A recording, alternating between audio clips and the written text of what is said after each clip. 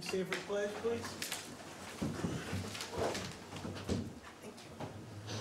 I pledge allegiance to the flag of the United States of America and to the republic for which it stands, one nation, under God, indivisible, with liberty and justice for all.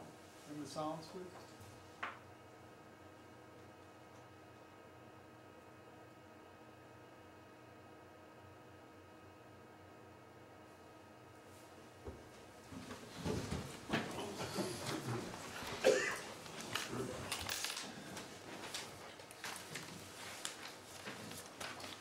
Council, are any additions to the agenda? Good. Any public concerns? Okay. I have one, this is just put towards the end, if you want sidewalks. Guess we can give you a quick update plan the listening session if you want. Train committee reports or train committee reports? Good report. Okay. All right, you can do that. We'll do it then. Yep. Good idea, thank you. Good memory. All right, the minutes. Any comments on the minutes besides what was already changed? No. Make a motion to approve the minutes. Second. All those in favor? Aye. Opposed? Minutes are approved. We'll have the public safety report with Chief Williams. Good evening, Mr. Mayor, members of the council, members of the audience. The public safety report this evening covers a time period beginning January 24th and ending on February 6th. During that time period, officers assisted the Maryland State Police and the Carroll County Sheriff's Office outside of our jurisdiction with 6 calls for service. Those calls consisted of the apprehension of a runaway, 2 domestic violence cases, 1 motor vehicle crash, 1 traffic hazard, and 1 hit and run motor vehicle investigation. Here within our community, the officers performed 18 special assignments. Most of those were traffic-driven radar. Those 18 assignments resulted in 2 adult arrests.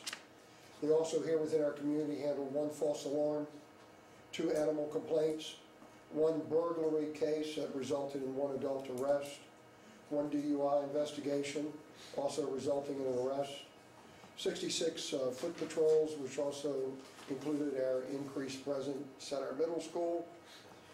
They handled in town 1 assist for EMS with a cardiac arrest. That was a result of the drug overdose. They had 1 vandalism case, 1 assist Baltimore County with arrest warrants here with someone within our community. They had 2 narcotics investigations, both resulting in arrest, 1 domestic standby, 1 police information report, 1 sick or injured person report, 1 suspicious condition investigation, 1 recovered property case, and 2 motor vehicle crashes for a total of 107 calls for police service during that time period.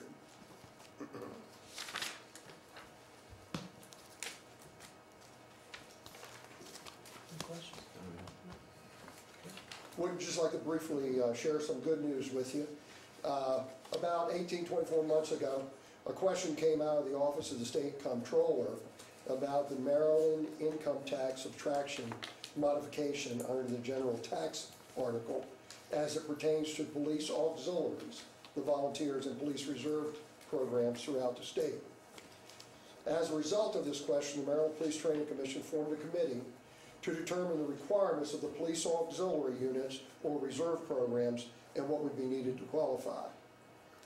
Just some of these requirements that came out of this committee were that the jurisdiction should have an ordinance or a code in place to authorize a unit, which we do have here in the town of Sykesville and have had for many years, that the police department must have general orders or rules and regulations that govern those units, and also that the auxiliary police must have an operating policy and procedure. Being that the town of Sykesville has always had those policies in place, we did make application And we're pleased to find out on December 4th, 2012, that we received certification and recognition for that program.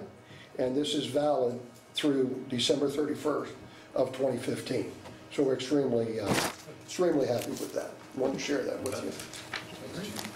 Good job, thank you. Congratulations. That concludes my report. Council committee reports, start up there now.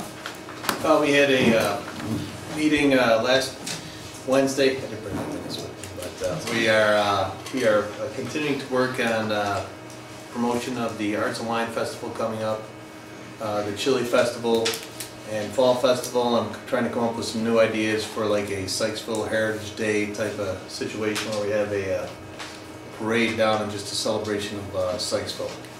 Just throwing some ideas around. Next meeting will be March 6th. Good. Parks and Rec hasn't met, the next meeting will be February 28th.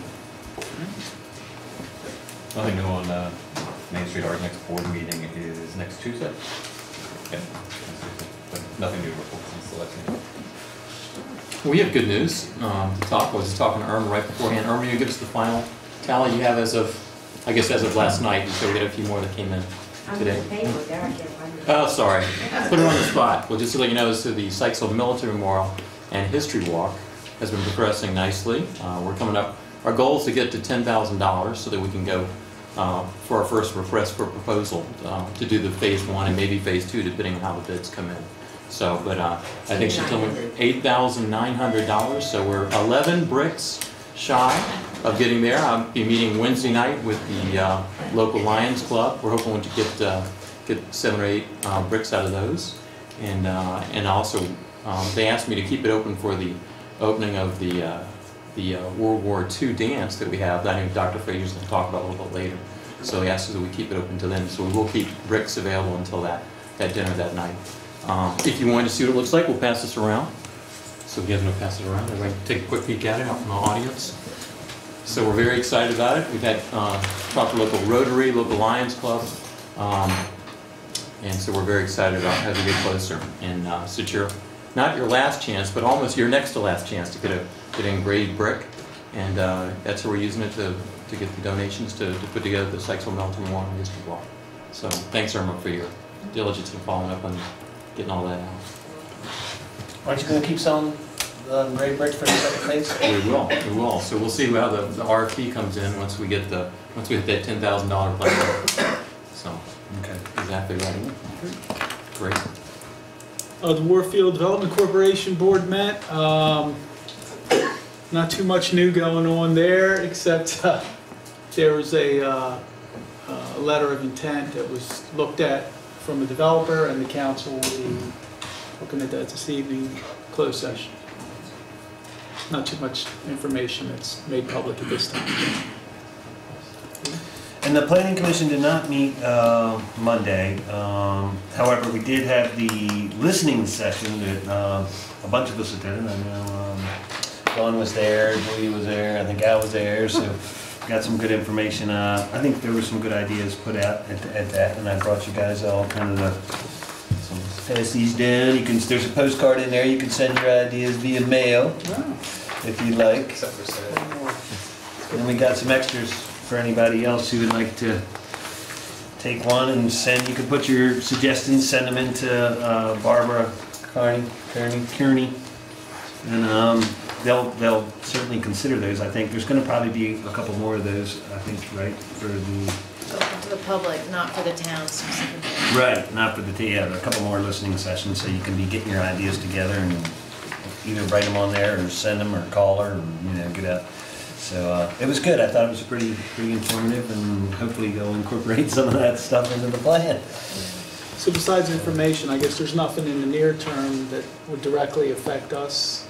Any projects per se, or they're not at that stage yet? Yeah, they're not. I don't think they're there yet. This is kind of the information gathering stage, and then they're going to try to incorporate, I guess, the most common suggestions. I guess, like that would be my guess. If you hear a lot of the same thing, you're going to want to probably incorporate them into the plan. But I think we had a lot of good suggestions. There was a lot of, Al was there, there was a lot of people put some good ideas of what makes the town's part special. And so I think it's a good thing they're doing as far as getting the input and then trying to, I guess we'll get a more formal plan once they close the listening sessions and start really working on it. But they're kind of fast tracking this this time. So I think the goal is by the end of the year to have some, you know, a good framework put together, which is kind of aggressive compared to what they were doing in the past. So I think they also mentioned they were gonna post it and have 60-day comment period before they release it or something like that. Is that Okay. correct? Is that? I think you're right. I think they're trying to have that put together probably by the end of the year is what they're Right. right so they can get something out there because they want to get some of this stuff moving. In the past, these things have taken a long time, and things by the time things start to happen, there's a change of people, and then all the ideas get changed again. So I think they're trying to get it fast tracked so they can actually get some stuff accomplished. So it was a good thing. I think I'm excited about it. Good. Chris? Historic District Commission did not meet since our last council meeting, but our next meeting is Tuesday the 26th. So I don't know if we have any applications yet, but nothing yet. In the way of announcements, the Carroll County chapter of the MML dinner is at Union Bridge on Thursday, March 7th. I think we have to let you know by The 22nd. 22nd. Yeah, so get that going because I know she's on a tight time frame, and we're counting on you all to come on out. It's going to be another informative night. I'll be there, Jim. Good. Yeah, it's close. Yeah. Oh, Union Bridge. Not too bad. All right. What's that? Yeah, I'm going. I signed up. Okay, the next agenda item is the Gatehouse Museum and Historic Colored Schoolhouse. We have some updates, and the first one is the schoolhouse update with Pat Greenwald. Have to call class to order. Good. This is how we always welcome kids to the schoolhouse. Dawn, what button did you? Oh, B. Just the B? Control B. Okay. Okay. This is usually a 1-hour presentation I am asked to give on the road. Organizations who can't get to the schoolhouse or are too big to fit into the schoolhouse have me come and do this. I have condensed it down to about 5 minutes for you this evening. When Dawn asked me to say something about the schoolhouse, I realized that many of you had never been there, so I thought I should give you a quickie, very quick tour of the schoolhouse. Okay, in about the 1830s, a community of free African Americans developed up on the highest point of Sykesville, which is now referred to as the Bottoms, because it was where the African American community was. I believe that these people, the original people, were manumitted from the house that I live in. The Dorseys who lived in the home manumitted their slaves in about 1814 to 1820, and they moved to Kentucky. And their slaves took the name of Dorsey, which is the most common name up in the Bottoms. Around 1831, when the railroad went through, a lot of African American workers worked on the lines and were asked to stay in Sykesville to maintain the lines. The one place that they could live was up at the Bottoms. And then in Maryland, the slaves were not freed by the Emancipation Proclamation. It took a few extra years because Maryland fought on the side of the North. But when they were manumitted or emancipated at that point, the place they went to live was the Bottoms. However, they were never given any chance of education. The only education they had was somebody who came through on horseback once a year and stayed for a couple of days. And basically taught people to sign their names and to add and subtract enough that they sold their eggs for a good price in town. In 1903, some of the fathers hitched up a horse and buggy and went up to, or horse and cart, and went up to Westminster and asked the school supervisors for a schoolhouse for their children. And the request was granted. Asa Hepner, who a year later became the second mayor of Sykesville, sold an acre of land, which I thought was a really brave thing to do until the first field trip I had at the schoolhouse, and I realized what a steep slope it was. As the girls were caught on top going, "Ooh, I can't get down," and all the boys were rolling down. And, you know, the land wasn't doing him a whole lot of good as a farmer, so he sold the acre to become a schoolhouse for the African American children. The school bell rang for the first time on the 3rd of January, 1904. The schoolhouse was actually ready in September, but they couldn't find a woman of color who was educated in the community who was able to teach at the schoolhouse. So they had to wait till they found somebody willing to take the train out each day from Baltimore. And the schoolhouse continued teaching its children. This is the only photograph we have of children actually at the schoolhouse.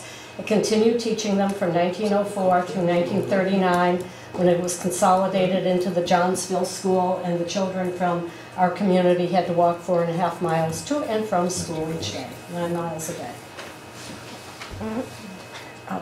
After it was closed as a schoolhouse, it did become a private home to the Norris family for a number of years, until the early 70s, when the last of the Norrises left home and the schoolhouse was basically abandoned. This picture, which looks like it was taken forever ago, was taken in 1998. This was the inside. It had been divided into 4 rooms for the Norris family. Eugene Johnson, when he was on town council, was really the prime mover to rescuing the schoolhouse. There were constantly, every few years, there was an offer to tear down that derelict old building up there. And he explained how important it was to the people in the bottoms, how important it had been to their futures, and insisted that it stay, and eventually donated it to the town. And in 2006, we finally had it restored. Mainly, I had worked on a one-room schoolhouse in Howard County where we spent $450,000 in restoration. We used about $22,000 of public funds for this schoolhouse. Everything else was done by donations of skills as well as supplies. And then in 2006, we dedicated it to the students and teachers who had learned within its walls. And this is what it looks like on the inside now. Its current use, the primary use, this is a field trip destination. Unfortunately, with the situation with the walkway up, we aren't getting the field trips this year because they've been instructed by the Board of Ed not to come. Why? Because of the accessibility issue. We also get the Brownie troops, the Cub Scouts, Boy Scouts, Girl Scouts. We get a lot of church youth groups. In the summers, we have held camps at the schoolhouse. This is an archaeology camp. Couldn't believe the stuff these kids dug up. And kept coming back. I kept finding little piles on the steps because when they had some free time, they'd come and dig some more without like telling me exactly where it came from. We have special events on a regular basis. Usually in February, we have a special event that's kind of adults only. I decided to wait till early April this year because we're always running into snow problems.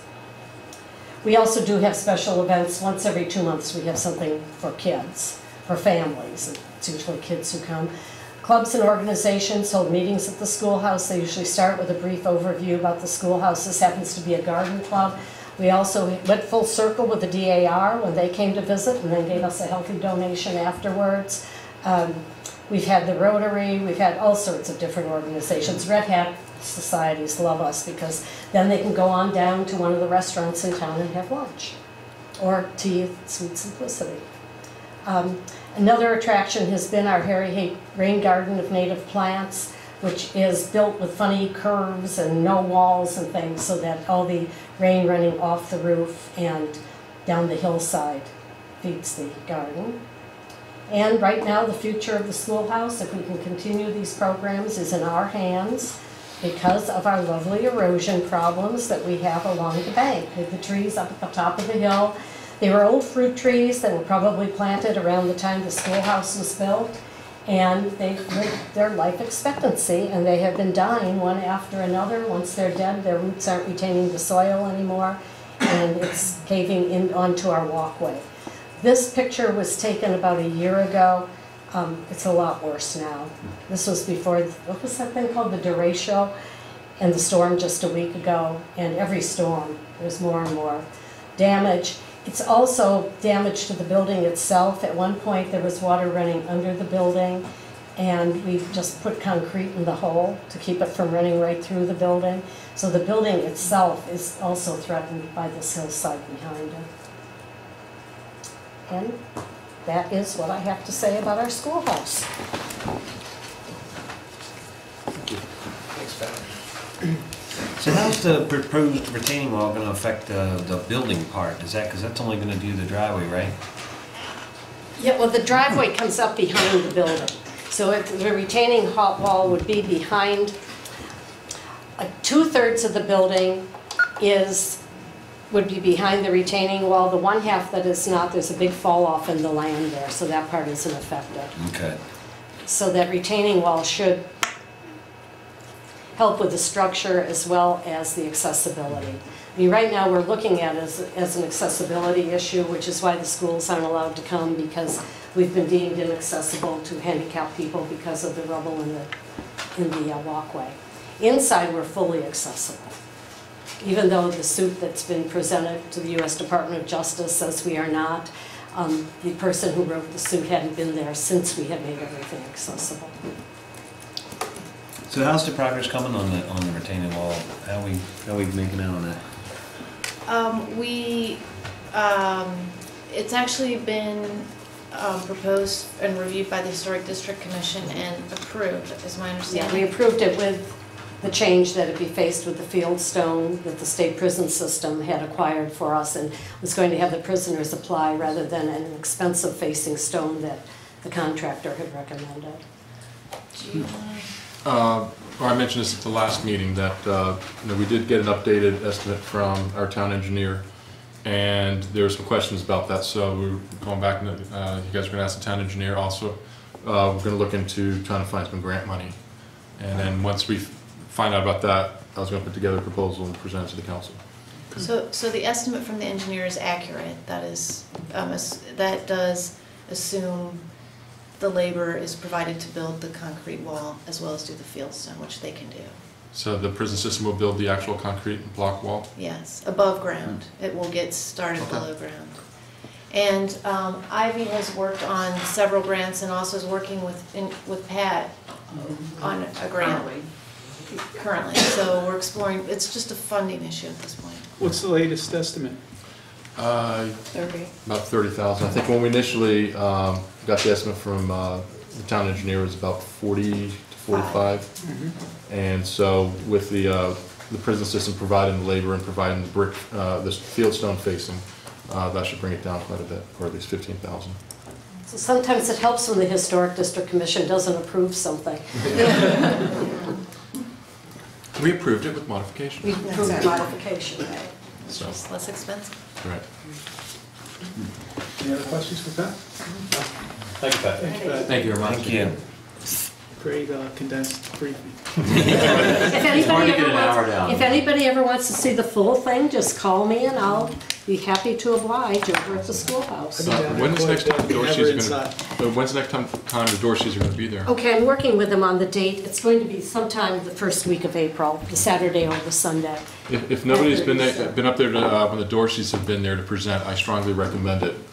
They're Go ahead and pause. No, it's mine. She has hers. I strongly recommend making time to get up there and see the presentation. I mean, it'll just, I don't know how to explain it, but it's incredible just to hear them talk and give their stories. How they came from, illiterate parents and such poverty and segregation and did so much with their lives. It's absolutely I was at their family reunion 2 years ago. right. It was a Right. town proclamation. I was just floored by the number of people there. And Yeah. Right. the way it was incredible. All right, we're getting a gatehouse update from Mr. Mark Frazier. I would have brought the railroad bell with me if I.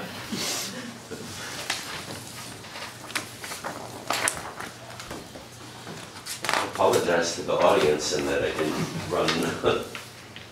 I'll just go over it real quickly. This is a 10-month statistical report. You can't be a professor without keeping statistics, right? So I've got to keep records. So I've determined the things that really bring people into the museum are exhibits, because we changed them now. Our newsletter gets people very interested. And our programs are probably the #1 thing, especially during the summertime.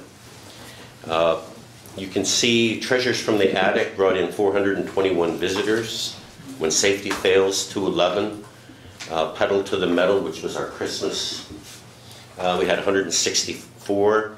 The Perky Art Exhibit, we had 82 people come just to see his art, which is, I don't have a room for it, I put it in the hallway going up.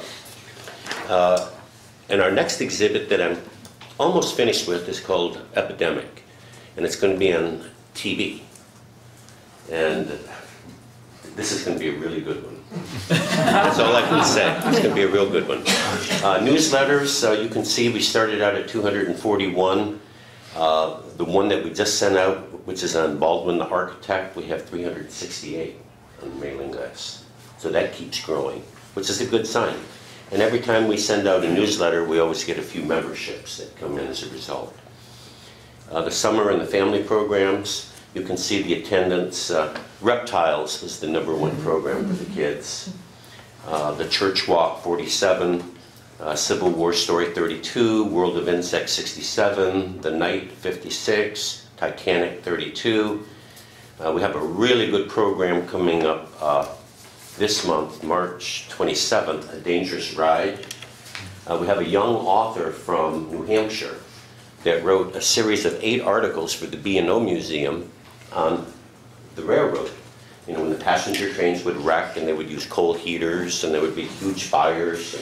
So I was able to talk the author to come down over spring break and give us a presentation. The Western Maryland Railroad Historical Society has 30 slots already for the presentation. So it's going to be a good one. Anything we can do to expose the museum to people from the outside in our community, it's all good. It's all good. And of course, Baldwin's and Beck's always give discounts after the programs to people that can. Volunteers, they go up and down. We have 6 active adults, and we have 11 as needed. The volunteers, as you may know, and Ivy, you probably have, if they want to do what they want to do. If you ask them to do something they don't want to do, they don't do it. So anyways, I have 1 college intern from Hopkins in the museum management program. She's excellent. Cool. Excellent. I've been talking to Micah as well for an intern. So it helps the museum because it gives us good exposure and it gives us an in to the assets and resources that they have. I have 3 really good high school volunteers. These kids are responsible. I wish I could clone them. And I have 4 from the middle school that I work with. You know, it's kind of babysit. But, I mean, they're okay. Future good volunteers. Exactly. We're grooming them. We've participated in quite a few of Ivy's events. We've given a lot of talks at nursing homes.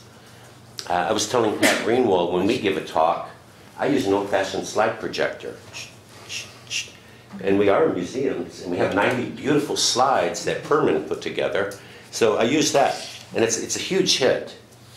On a daily basis, we have about 7 visitors to the museum. Now, believe it or not, that's a huge improvement, because I could literally be there and no one would come in. But what's bringing people in are the exhibits. The exhibits. Research requests, we get a lot of these. We get about 5 a month that I keep track of. I get a lot of people that come in and ask questions. Hey, I'm thinking about buying this house, and can you tell me something about it? Well, it's haunted, and no. But people want to know information. Genealogy is our #1 request. We get a lot of genealogy requests. And as you know, there's a lot of people in this area that are really good at genealogy. So if we don't have the files or information, we can get it for them. So it's been very helpful. And that's pretty much an overview of the last 10 months. I basically see more of the same, doing more programs, newsletters, summer program. We already have our first summer program booked, and I bet you could guess what it is. Reptiles. I have the same problem with the school board. I called Gary Bauer, who's the chairman of the board of the school board, to find out, what the heck. And he says, well, I understand you still have some of our young people doing their intern hours there. And we just left it at that. But this summer, what we're going to do is we're going to have the Civil War Hospital back. And those of you that might remember last year, we had it under the big tree at the middle school. So it's on their property, and we jointly sponsor it. So, there's more than one way to skin the cat. But we really need to stay connected to that middle school. Because when you think about it, that's our future. That's our future. And those kids are interested in history. So currently I can only provide 2 history teachers with materials when they request them. The kids don't come down anymore. It's just too bad. Okay. So that concludes my report. Vic? In early December, maybe around the 12th of December, my son and his wife, my daughter, and her husband, the first from Florida, second one who lived in Connecticut, who are snowed in right now, went over to the museum. And what Mark really doesn't know till right now is that my son's wife is a music and art critic for a Miami newspaper. And she specifically was interested in the Perky art. And not only was it a nice visit, but Mark took the time to drop off after he finished talking to a few other people and come and take us through the exhibits as a guide. And I think that is so remarkable considering his position. And we got so much from that. And I remarked to him that the picture of a high school graduating class that he has on the wall is so old that I only graduated 4 years before him. And it was a wonderful experience. I think Mark deserves our credit. Absolutely. Thank you. Good job. So at our last meeting, well, first of all, I want to say that the Gatehouse is one of the first places I visited when I came to Sykesville. So, and I met Mark and we talked about the museum and the history. And he told me what he would like to have happen if I were town manager, but That's good. one of which I think was to have a sump pump, and that's on the agenda for a little bit later. And also we meet periodically, and I go to the Gatehouse to meet, and there are people there of all ages, and often, there's a lot going on. We get interrupted quite frequently because either the volunteers are checking in or whatever. So I enjoy going over there. At your last meeting, you talked about the idea of moving the Gatehouse to the townhouse, and you wanted to talk to Mark about his thoughts about that. And so that's another reason why he's here, and I wonder if you'd like to share your thoughts. And before you jump into that, I just want to put in my kudos also too. My daughter's doing a history project and working on railroads and stuff too, and she came in and Mark did a fabulous job taking her around, getting some great stuff. So I think the whole council, you can't make all the meetings, but we've been very impressed with all the different things you've been doing, exhibits, and really creating a lot of buzz about the Gatehouse Museum. Okay. Thank you very much. So, I don't think there's any disagreement. Everybody's very happy. We currently have about 1,650 square feet in the museum. We have 4 rooms that we use for research and exhibits. And we have 2 hallways, and everything's used. We have the history of Sykesville in one hall, and going up the stairs we change the artwork. Right now I have a local photographer, and I have to tell you, now Perky had 18 pieces of art. He sold 16 of them, but not until the exhibit was done. Now I have a photographer, and I have to limit it to about 22 pictures. And I already know that there's some action going on there. And I'm trying to, rotate it around with local people that are artists. And again, I need my wall covered up, and you get tired of looking at the same stuff, So it's a win-win for all of us. Does the museum get a cut of that? Well, what I do is I put the squeeze on Perky for a contribution. Okay. But humble as it was, no. But yeah, I could see down the road a percentage, but not yet. it would be difficult coming to the townhouse, just because of our files. And when people come in and they want to do research, you probably know we have the big table there like a library, and they sit there for hours and they go through the files and research, and of course it messes me up when they don't put everything back, but it's really well used. So unless we got quite a bit of space. Now in here we could decorate the walls with old pictures and that type of thing, but I could do that anyways. We have so much. I have a garage that's loaded with things. And the stuff there, I don't know what we would do with. The old Sykesville Federal Savings, I have the safe. The Maryland National Bank, I have all the safe deposit boxes in the garage. I don't know why we're saving it. I don't even know if I could get it into the house for a museum exhibit, but we have a lot of stuff. That would pose the problem here. Now the advantage is you're open Monday through Friday, and there's a lot of hours that people could come through. So I could change the exhibits. And on the downside, the employees here would have a lot of people coming through. I have a burglar alarm, they don't. I mean, that's another advantage, I suppose. But that would be about it. Space would be the big thing. But I don't know what your plans are. I mean, if you need the building to sell for other things, and I mean, we could make it work because I could still have programs. I could still change the exhibit. I could still have the quarterly art show, so to speak, in here. I wouldn't deem it ideal, but currently I don't have access to the school kids. Right. And that's, I think, our biggest concern. There's no real plans for it, but it's the lack of ADA accessibility is the problem at this point. Exactly. And the cost to make it accessible. Now I have, it's not funny in a laughable sense, I have 2 disabled volunteers, and God love them, they go up the steps. And I had to remove the garland off the rail because one couldn't do it. I mean, and then I've offered one person, AJ from the media center. He came through and he videotaped all the stuff. And we've narrated, so if somebody can't go upstairs or go through the museum, here's a disc and a narration. Call me if you have any questions. So we've tried to accommodate. I know it's not legal, but we've made attempts. So I would say, if given my druthers, staying would probably be the best. The park in the summertime across the street, the schoolyard, it's fantastic. But if there's a bigger purpose that you all need, then we can do what we need to do. What are your thoughts about being so disconnected from Main Street? Do you think that would be a bigger draw? If I could be on Main Street, that would be a wow. But see, I don't even consider the townhouse on Main Street. Right. But if I could be on Main Street, yeah, that would be the ideal, no doubt. And I think that would help the merchants and it would help us.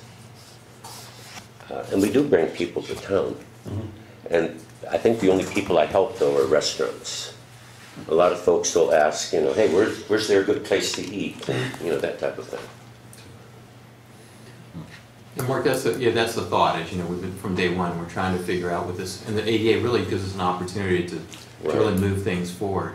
And so that's, obviously one was here, one's at where the current post office visitor center is, and the third would be across the river right there at the Stone House. Right. So, which I don't know how much. Do we know how much space is in that? That's a pretty small building though. I don't know. Probably 800 square feet, maybe. I It's guess. pretty small, but it's bigger than the Right, you'd have to post put an addition, office. right.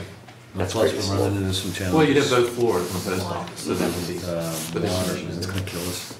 So those are the things that we're trying to. Sure. And we want your input on that. So I think that's why it's nice to have you here tonight. So if we did the stone house, we'd have to go for an addition across the way right there. So with that, but that's that's where the festivals are going to be and Right. things like that. And that would make a lot of sense too, to tie us all together.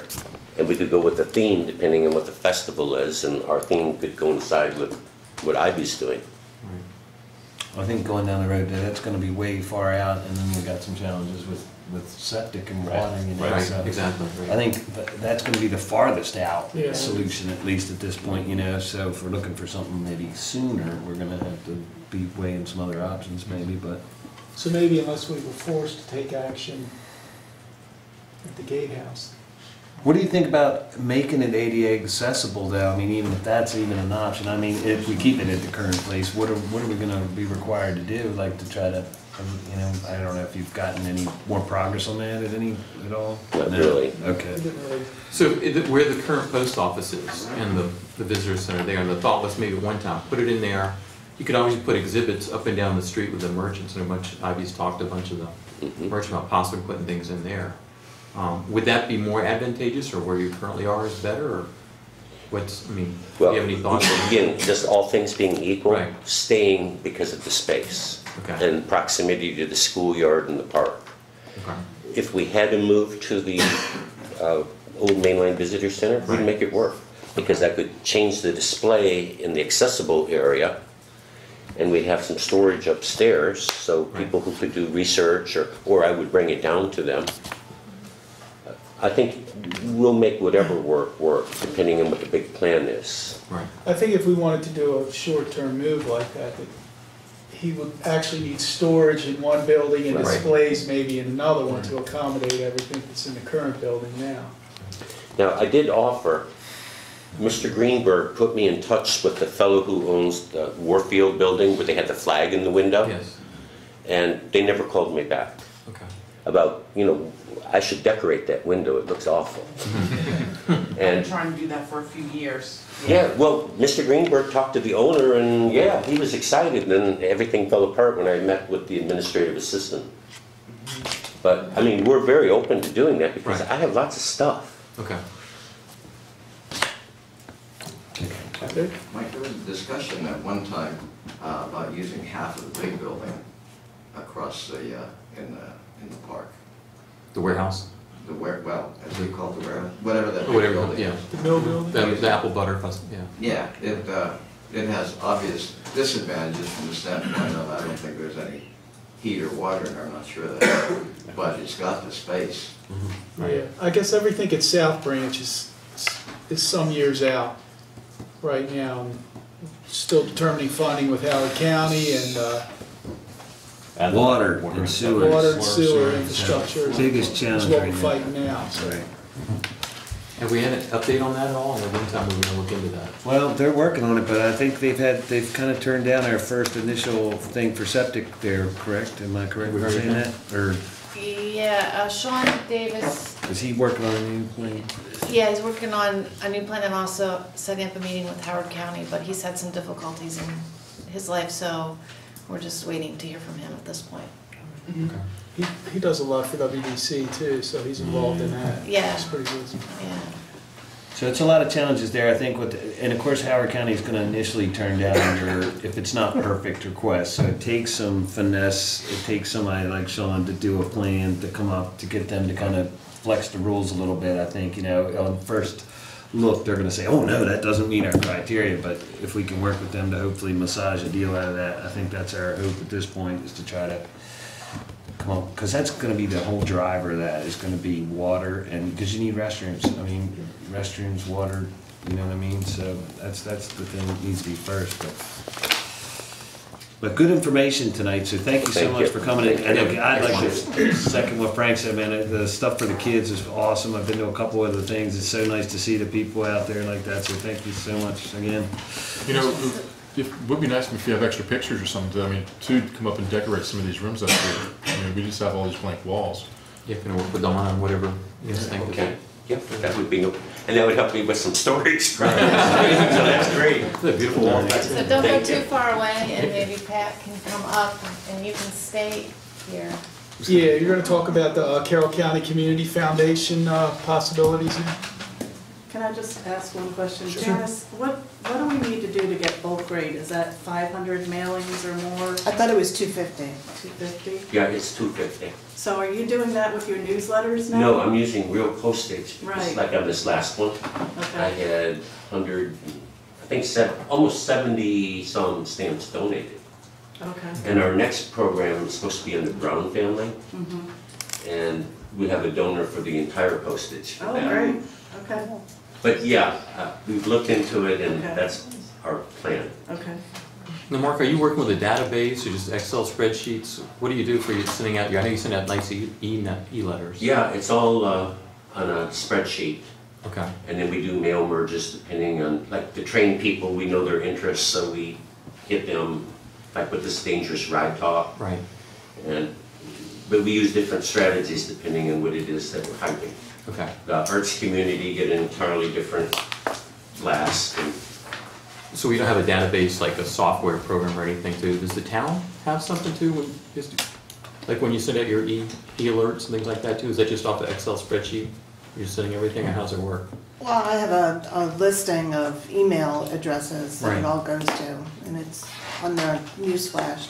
It's part of our email account. Right. We maintain that. Okay, but you don't have like a database where you can go in, okay?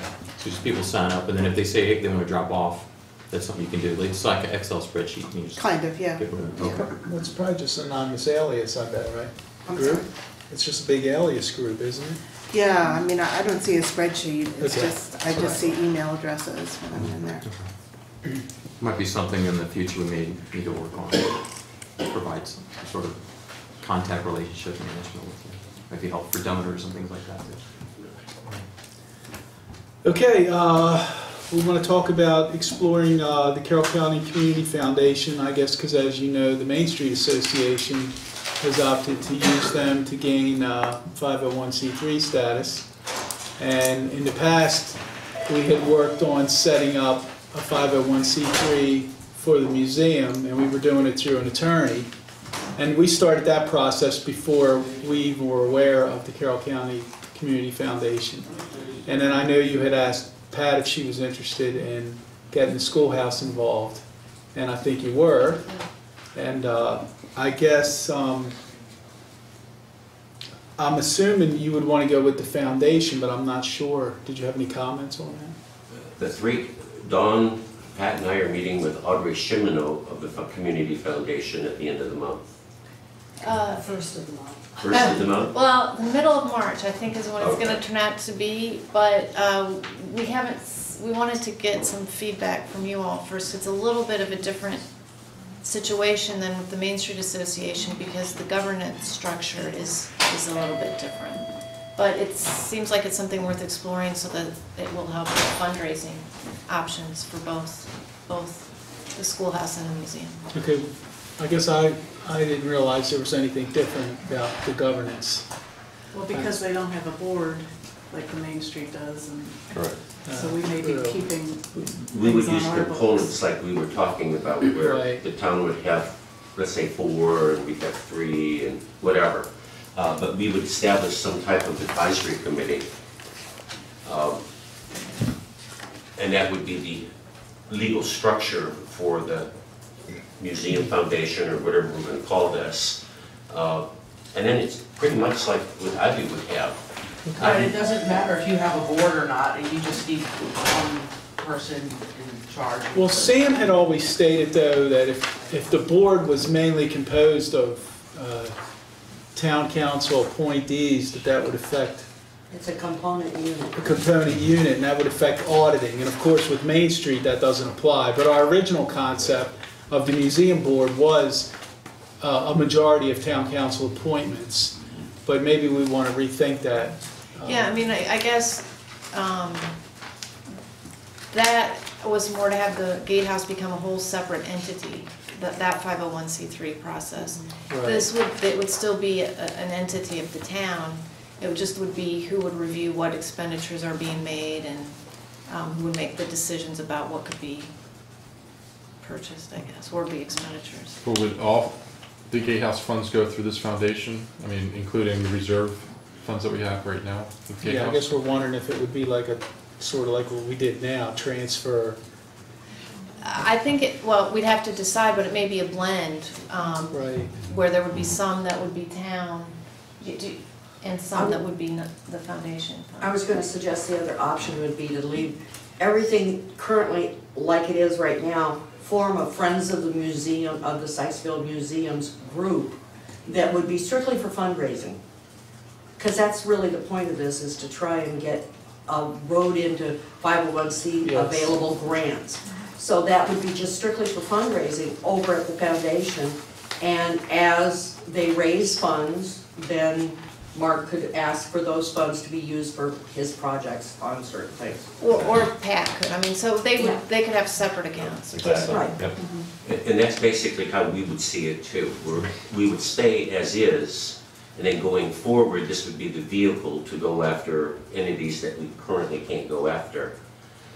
They have different investment vehicles, as you know. They run their own audit. We don't have to pay all the fees to set it up like we would if we did our own. Right. But Dawn's right, we would need some oversight as far as how those funds are budgeted and spent. Right. Now, most of the grant requests, they ask for a tax ID number. We should put the town has their own separate tax ID, or do we need a separate one? We would use the community foundation. You can use theirs? Yeah. Okay. Yeah, I've just written a grant, and so Use far theirs. so good. Okay. Through the community foundation. Great. Now, when she meets with us, I've asked her to bring the material, the Tawnytown Historical Foundation, they have like 200 of these, don't they? That's one of them, and I asked her to bring samples of how it works, so the three of us could look at it and then come back to you with information. That's great. So I guess that, I guess we did get an attorney involved at one point, and we started on an application. Right. It might even have been completed, I wasn't sure. We came close, but we didn't complete it. So we spent some money. Were we billed for that time from the attorney? No, we weren't. Yes, we were. Oh, we were? We were. Oh. Sorry. I didn't see the bill. Right. No. It was charged under the miscellaneous legal expenses. There are charges in there for that. Did it come through separately than our normal, than Dennis would normally bill through? So that it was easily... No, it was just part of his miscellaneous, you know, as part of his monthly bill for general matters. It was one of the items. Okay. Do you recall how much? No, I don't. I can compile a list. We can go through it. I mean, I was just wondering. I know we were into it. It's unfortunate that we found out later before we spent some money, but you know. But that was the plan all along, so we were proceeding down that path. Okay. I think the cost was around $330, $500 to plan to get it to fruition. I didn't know you guys were doing that, so. I mean, that wasn't brought for the council. Was it? I thought it Yeah, we was. did. Quicker than new. Yep. I must not have been there. Great. Any other questions?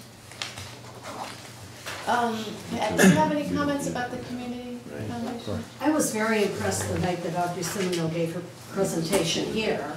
And that was at the time we were pursuing doing it on our own. And I thought, you know, this really sounds like it might be the good way to go. But until we really sit down with her and look at the nitty-gritty, I really do want to see what she has to offer. Great. The next item concerning the gatehouse was some use of reserve funds. As many people know, we get some flooding and water problems in the basement at the gatehouse, and apparently a sump pump needs to be installed in the basement. So I guess the gatehouse is requesting $1,500 to proceed for the installation of a sump pump in the basement. So Mark, is that just a pump, or are we gonna get some sort of drain system that goes into a pit? Yes, it's going to go down to the slope where the White House is. That's the problem. It all comes from the school parking lot and down and into the basement. So they're going to take it and then shoot it out past the garage over to the White House, over that hill. Right, okay. So they're gonna put some like drain pipe in there or something? Yes. Okay, all right, cool. Well, that sounds pretty Pipe cheap. all the way around the foundation. Well, no, we talked about that. It's going to go from the back corner where we have that leak, across the back of the townhouse, in front of the garage, and then off to the side. How much water do you get in the basement down there, approximately, on a heavy rain? About 1.5 feet. In the basement? In the basement. Some pump's not gonna handle that. Too much. It needs a Did French you, drain system. You gotta have French drains, not Did you talk to somebody who had recommended that? Ron? Oh, Ron did? Uh-huh. Yeah, we've tried gutter, we've tried the cement lining on the outside. I think we need to get a waterproof, I hate to say it, but I think we gotta get a waterproofing. I didn't know if you wanted to get Bob Bond involved, but. I jumped ahead. How about just, Yeah, I'm with Leo on this. Well, but then you're talking bigger expense. Yeah, I was actually It's gonna thinking be that, big. in my office, on Liberty Road, we were getting water in the basement. It wasn't a foot and a half, it was a trickle of water. We had to have a French drain system installed. With that much water, I don't see any, some Like folks a are half not in the gonna bottom deal with is that. not gonna work. You gotta have a French drain. What kind of floor is in there? Is it dirt? Or is it Where cement? it comes in, it's dirt because it's the old coal bunker. Mm-hmm. And then we have a cement floor next to it. But, you know, it's literally pitched, so it would come in the middle, and there's no drain in the floor. What about grading? Can you grade it Well, off? that'd be part of it, maybe. Diversion. Did we, yeah, maybe we. Probably should get another assessment at minimum. Absolutely. I mean, before we spend the $1,500, I think Leah's got a good point. We should I'm at least have surprised an that assessment. Public Works guys wouldn't install some pump if we were gonna get one, but. Well, I think there was a little, I mean, there's the short term, this is, I guess more of a short term approach, but it seems like, because you Right. used a sump pump even temporarily on your own, right? We actually had a time where it was more than a foot and a half, and I had to go to Ben's and rent a sump pump just to blow it up in the basement. So, right, you're not necessarily looking to keep the place dry, you just don't wanna keep water building up. That's right. In the old house, the must and it all comes up. Right. See, the problem that I think we're gonna run into at any rate is that the marketability of the property is gonna be greatly affected if we go to, at some point.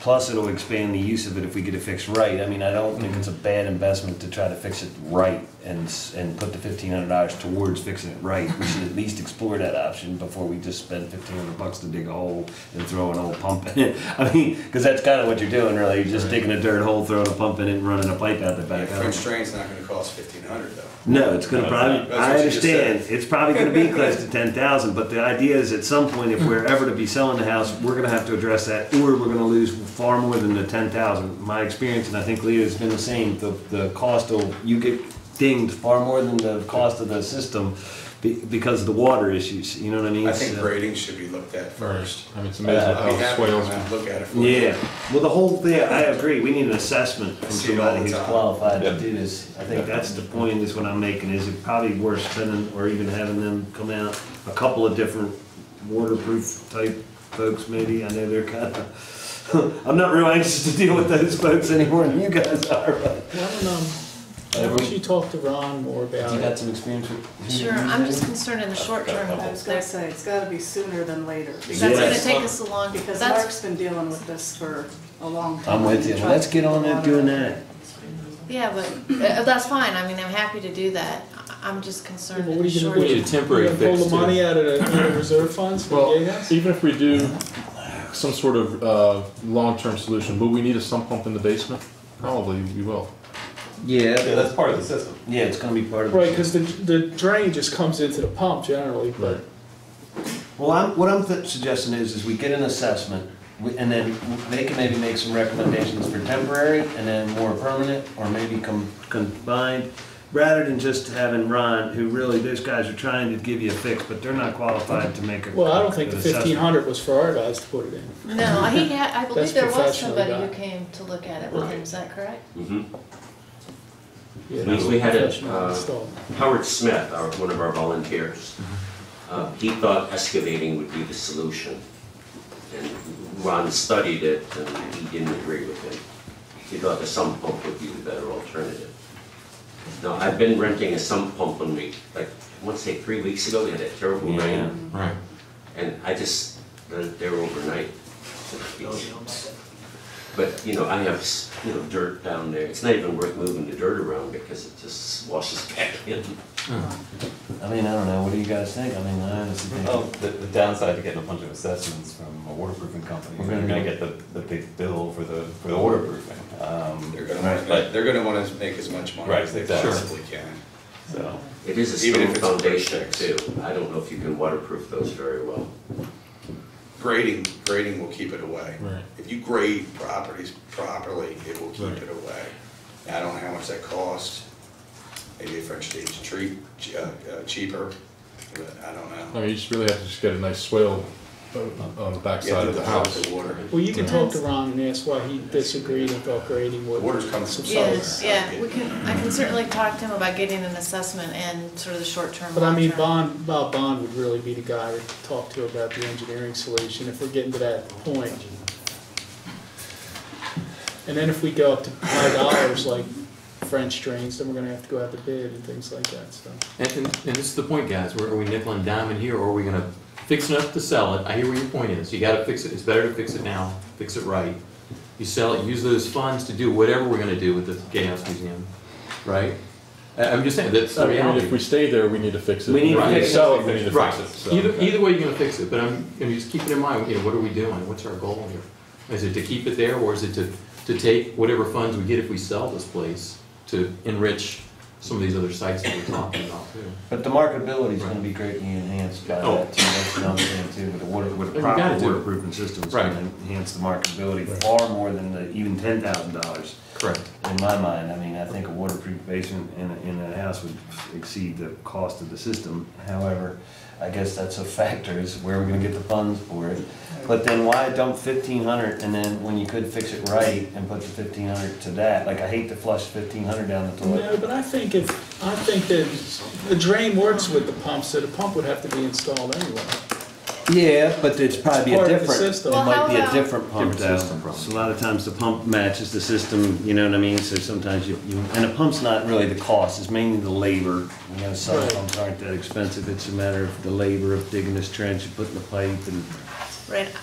In reality, I don't think a sump pump will cost $1,500. Right. I didn't think I so mean, either. so, but, Up to, I guess. right, exactly, because we didn't know what issues there would be. But I would be happy to talk to Ron about exploring more options and then let you know what he thinks. Between now and the next 2 weeks though, we're probably gonna have a rain or something too. Is there something we can do to help out? Yeah, well, Yeah. It's supposed to be. Shovel, bale, Because we drive. pray. Mark, what's it costing you when you're renting the equipment? $1,500, right? That's a factor. Yeah, it's about $80. That's with the gasoline. $80? A day or rent is a it? pump. No, every time I use it, I have to, pick it up, run it back. It's not an electric one, it's a big one, so it uses gasoline. About $80. Well, it's just a pain because it rains on the day when I'm not there. Of course, Right. that's the plan, right. Right. Can I interject just a second? When you have a sump pump in your basement, the pipes that run around the foundation go all the way around the inside or outside the foundation and dump into it.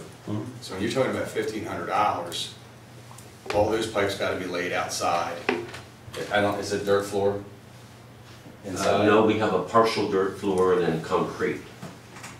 In fact, it's like 2/3 concrete. I sounds think, like for I think that $1,500. sump pump would just be utilized to take surface water and That's pump it out. It wouldn't be, it That's what wouldn't, the $1,500. that, it wouldn't be utilized They're to not put in pump- like they're not- drain tile, right? That's a When totally they build different a house, job. they put it all the way around, and when Yep. it comes in, it drains It all back goes to the in, pump. yep. That $1,500, I would be out of business if I charged $1,500 to do that. Right, and that's why I That didn't, I knew they're they digging a weren't, hole, letting the water go go into in it, and pumping it out. out. No matter where it comes from, if they make a mistake and it's coming over here, then it's all draining over to here instead of right where it's coming from, which may be feasible, but I don't see it. Right, I just viewed it as a temporary solution to get the water that's coming in out. Not to keep it from coming in, which was what If drained. it's coming down the hill, then it needs to be graded. Right, so we Get some bobcats we can look out. at that again, I think. and Push see it if out, that'll plant some help. grass seed. All right, we'll get some more information on that before we take action. The next agenda item is Planning Commission reappointments. There are 6 members on the Planning Commission whose terms actually have expired, and these members had interest in continuing. They were listed as Ed Sinkhole, Stephen Enslow, Leo Fiander, James Jacoby, and Louis Shaw. I assume all the council members got that information? Yeah. Why did I think there was 6? Yeah, there's one person. Okay. And there's Oh, one, yeah. one vacancy and one person. So being their terms have expired and they're still serving, and some of them have been for quite some time, I don't have any reason not to reappoint them unless the council had any objections. Anybody comment? I have to pay them. No, I mean, I'm being planning commission liaison, and they all seem to be willing to serve, and they're doing a good job deserving, so I would recommend that we reappoint them at this point if they're still willing to do it. Okay, so I'm gonna make a motion to reappoint these 6 members, 5 members. Second. There's one open seat. I'm sorry, Lee, you want to That's say? fine. No, go ahead, second, that's fine. I'll Al, second. second. All those in favor? Opposed? Okay, they are reappointed. Now, I noticed all 5 of them have the same expiration term, and I know there was, Well, there's 2 that are different. okay, I see you staggered them. You So gave the gave them one, extra long terms. I guess the open seat would also get the long term, and that would make it staggered. Okay. So we need one more volunteer. And I guess you wanted to know if we should advertise that, and I guess we can go ahead and advertise that open seat. And we're still advertising for open seats on the Historic District Commission.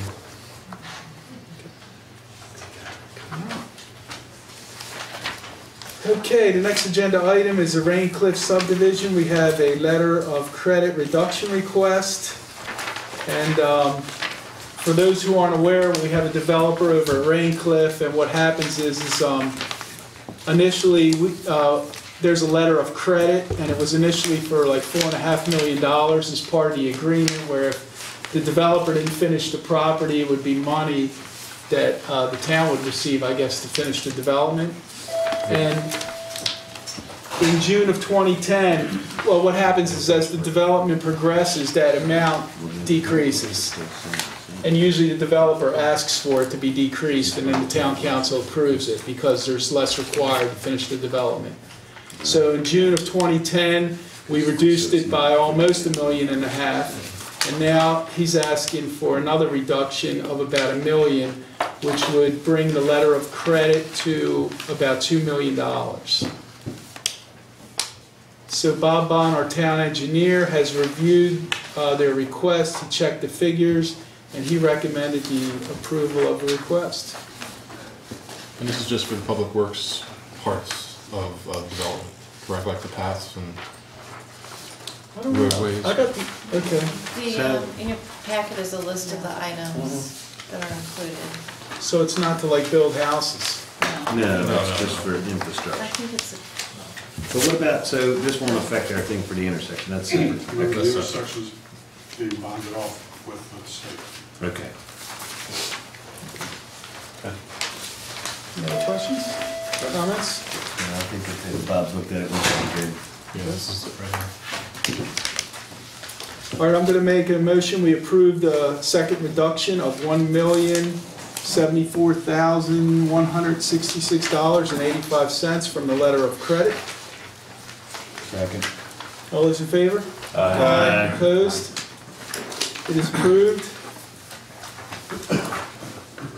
The next agenda item, November 26th meeting minutes, there was an amendment to be made.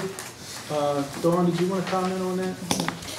yes, so this was a motion made at my second meeting with the town, and our wonderful town treasurer graciously reminded me that the motion did not include specific amounts and that our auditors would much prefer specific amounts.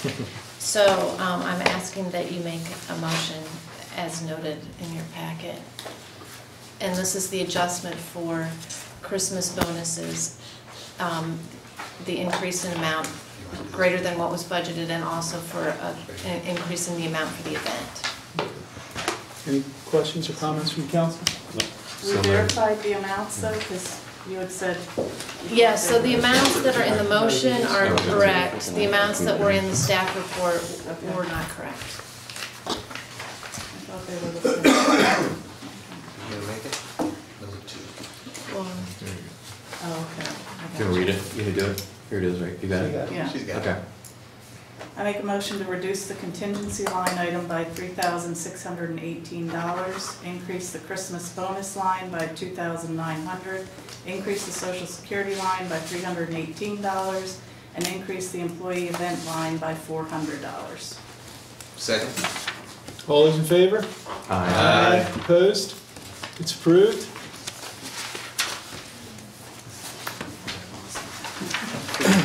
The next agenda item is the fiscal year 13 amended budget. I guess everyone's received a copy of the proposed amended budget for review. We already had some adjustments approved through January 31st. And the second page shows additional adjustments that are recommended. Do you want to talk about this one? Sure. So,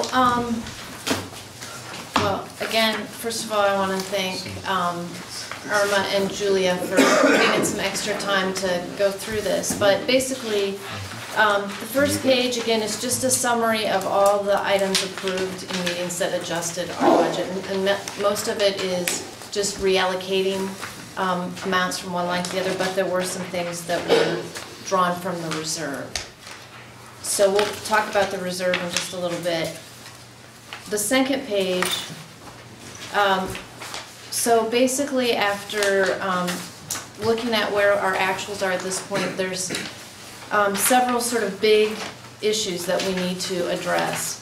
One is because the anticipated house sale has not occurred, we have a decrease in revenue of the $25,000. And then there are several expenditure items where we are projected to be significantly over budget or already significantly over budget.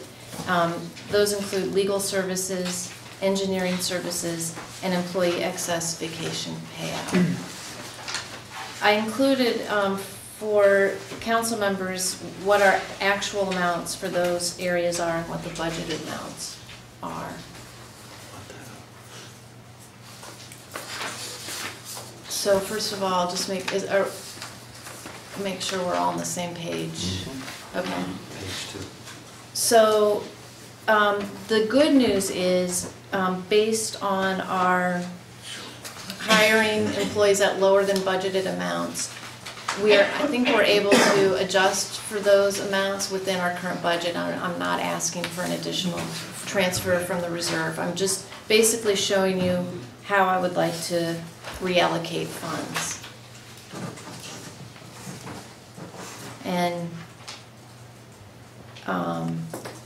you can see that probably the biggest adjustments come from employee health insurance, employee retirement contributions, and post office or visitor center salaries. Okay, so on the second page, these expenditures are where you made your adjustments. Correct. So the health insurance, we budgeted more than we needed.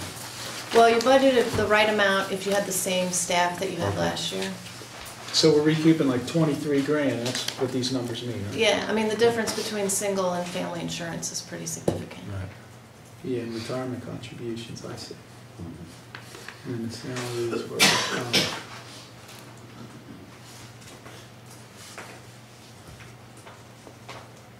oh, and I see, and then the three numbers up top are then, At the revenues, on the revenues? no, under expenditures where it says legal services and it's 15, is that how much we're adding to the current number, right? Yes. Got it. And that would finish us out for this year.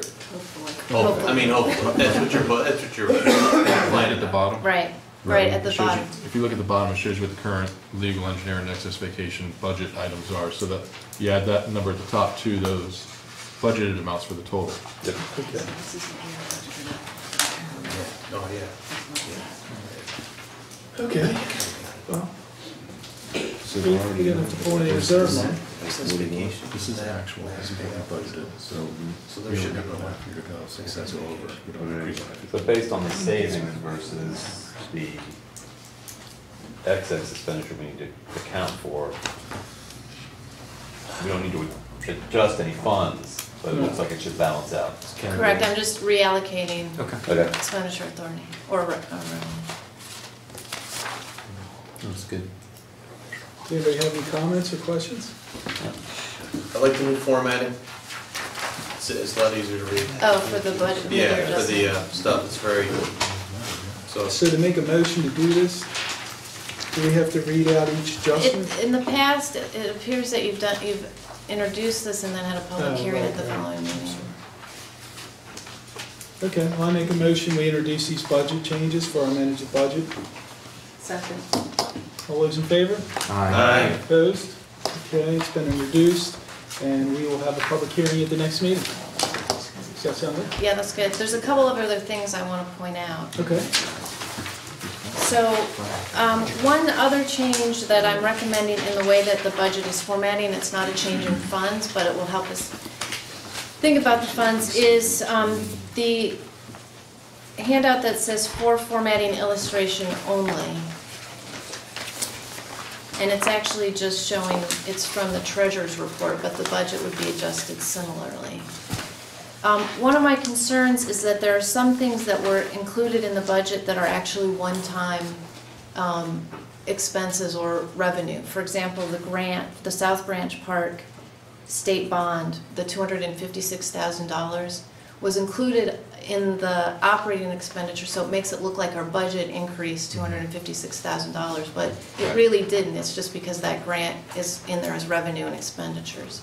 So what I'd like to do so that we can get a more consistent sense of our expenditures is to take items like that are one-time expenditures and put them at the end of the budget, sort of below the total expense line, so that we can still track them and we won't forget that we have them, but it won't artificially inflate what our budget number is. Because they're at the end now, but you're right, they're included in the budget. Whether they're included inside the operating expenses, Right. I mean, you're right, the pass-through expenses should not be in there. Right, and it's particularly an issue if we use a percent of operating expenses for things like how much we should have in our reserve. Well, that percent, it depends on how much you put in your expenses, that amount will change. And we don't want one-time expenses to affect that. So that's just more of an FYI unless you have any concerns about that. No, I think it's a good idea. It's always been confusing to the general public when they see just that lump sum, you know, where did it come from, what are you doing with it? It's always been very confusing. So, Or especially when they see that our budget increased by $500,000. Right. Right. In reality, it didn't. So that's that. The other thing I wanted to let you know that this is the year that we could go out to bid for our auditor. But I actually would not like to do that because with the potential of Irma retiring, which is not what I'm encouraging, but she would very much like to have happen, I would like to maintain the same auditor because he has the institutional knowledge, and I think it would be added stress all the way around to try and change auditor at this point. And he's said that his rates will not increase for the next year, is that correct? Any council comments? Are we required to go out to auditor, or is this just something that would bid? I think we just have Go out to bid Every 3 years normally. It's not a requirement because it's a professional service, just like the legal and engineering, but I think Matt just did it every 3 or 4 years to try and make sure the rates were still comparable. We're comparable. Yeah. So we don't have a 3-year contract then, it was just No. every 3 years he would talk about. It was a 3-year contract we I got. thought it was, but I'm not sure. He I thought it was. bid, Yeah. when we went out to bid last time, Right. he came in with a 3-year Right, bid, locked us in. right. Okay. We locked in for that 3 year. That's it. So we're doing an extension for a year. Well, he's not increasing his rate, so it's the same rate this year. We don't need to vote on that, do we? No, I mean, unless somebody has a No, problem with yeah. it. I think that's probably a good idea. Yeah, I agree. For the continuity Yep. aspect of it is okay. All right, we'll stay with the. And don't retire. Well, along those lines, This is on my agenda paper. What's going on? Who penciled this in? exactly. So I again, would prefer that happen later rather than sooner, but I do want Irma's dreams to come true, so it all sort of hinges on how fast her house sales. But anyway, I want to be prepared. She's eligible to retire early in July. She's smiling way too much over there. July, okay. So what I would like to do, so in the back of my mind, and just so you know, there is still money left in the contingency fund, and in the back of my mind, I'm reserving it for if we need to hire, what I'd like to do is hire another treasurer while Irma is still here. Now, we don't know exactly when that will be, but, so there'll be some overlap. So in the back of my mind, I'm reserving what's left in the contingency to pay for Irma's replacement, so she can be here at the same time Irma is, and Irma can train the new person. Makes sense. Can you Council approve? members have Yeah. a problem? Yeah, I don't need approval at this point, but I just wanted to give you a heads up. When are you thinking about placing that ad or starting the search? I'll have a better idea in the next month or two. But I don't know, it's kind of. Yeah, I know, it's like in flux, but I was just wondering what you were thinking. It's gonna take a couple months though. Yeah, exactly. To find a. House isn't even on the market. Yeah, yeah. The house isn't on the market. Good smiling over there. That's- All right. And then the other thing in your packet, I believe, is the reserve, or the fund balance, the available cash fund balance transactions since June 30th of 2012. So it is, there's one that's an analysis over, that's the review of fund balance and total budgets, but behind that, I think, is the available cash fund balance transactions, which shows the available cash fund balance started out with 724,618.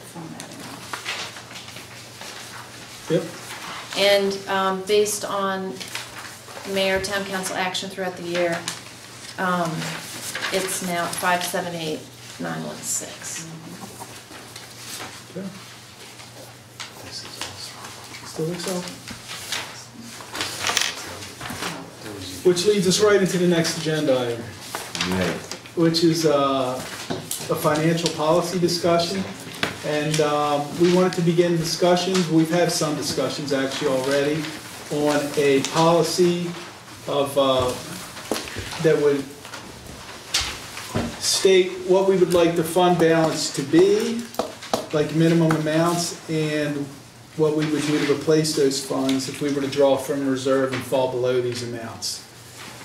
So I guess you had originally had a document which had some numbers on it that you had proposed. Right, so as you all know, I've been passionate about this, and I've been working with Dawn, I guess, is just coming up to some, and then coming back to get some ideas from you guys too, because I want to make sure this is something that's palatable to the council. So I had, and I think Dawn had too, we had gotten some copies from Dennis, of course, of some other fund, some other towns and cities' fund policies. Because we were I was kind of going just strictly off of the GASB, the General Accounting Standards Board form, you know, to come up with some ideas. So we then got some from Dennis, from Frederick, and some other municipalities to try to come up with some recommendations. And I think Dawn's bringing some additional ideas tonight to see what you guys think and get your input so that we can try to get a formal policy together. So. Right. I think Ian's intention is very good and important to address. It's, I haven't been able to research other jurisdictions as much as I would like to, but I think we might be able to, we still need to get some input from you all in terms of the general direction. So there's another handout that you have which has, that's numbered 1, 2, 3, 4. Unrestricted fund balance policy resolution discussion.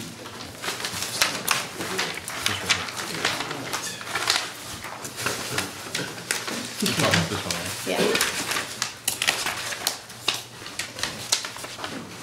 So, I mean, I guess the first question, I haven't heard any concerns from anybody about having an unrestricted fund balance policy of some sort, but I just wanted to make sure that you're all in agreement about moving forward with that in some way, shape, or form.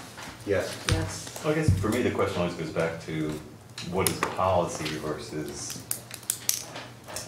whether it's a guideline for future councils or what. Well, and I think we kind of addressed that in the fact that after, believe me, I would much rather have it in stone. Right. But I am willing to sacrifice. We beat them down on that. Yeah, and come up with a resolution. So it won't tie the hands of the council, but you know what I mean? So you could, any future councils could change it or vary from it. You know, I thought it's just important to have a guideline so that when, especially when new members come in, they say, look, this was put in place for a reason. And then you know what the numbers are. Because I think when we had our budget discussions last time, nobody had any kind of benchmark of what is a prudent reserve.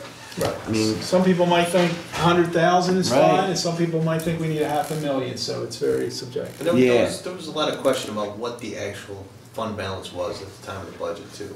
Right, because now if we take things like those big grants out of our budget, then of course that lowers Right. our revenue and expenditure, Yeah, so operating that'd be good. revenue and expenditure. If we decide to do it as a percentage, yes, and that's what the point Don was making earlier. So if we do decide to do that, because some of these policies are written as a percentage of the total operating budget of the town, you know, is the suggested percentage. My thought is, and you know, I'm one of those, I think $500,000 is pretty conservative, just and the Gatsby rules suggest 2 months of operating funds, you know, which for us, I guess, would come out to almost $500,000 out of a $3 million budget, $450,000, I think. But at the same time, Dawn brought up some good points, though. What about capital?